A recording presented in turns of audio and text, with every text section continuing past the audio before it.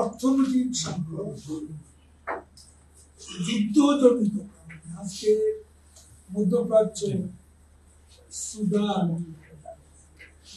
Ukraine, আমাদের প্রতিবেশী দেশ মিয়ানমার, সেখানে তিন কমিউনিটির সাথে সামরিক সংঘাত হয়েছে।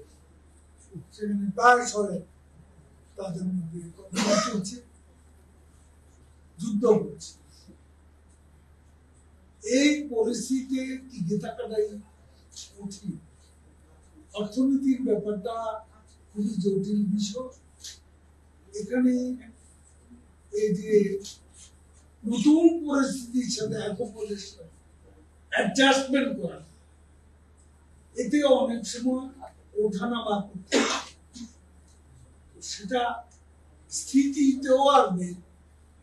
এই ওঠানামা করার মধ্য দিয়ে আন্তরিকভাবে যদি সরকার সচেষ্ট, তাহলে এই পরিস্থিতির মধ্যে অ্যাকোমোডেট করার মতো পরিস্থিতি আমরা সৃষ্টি করতে পারি, এবং সে ব্যাপারে আমাদের চেষ্টা, সরকারের চেষ্টা, বিশেষ করে প্রধানমন্ত্রী শেখ হাসিনা এই কাজগুলো প্রতিনিয়ত তিনি করে যাচ্ছেন।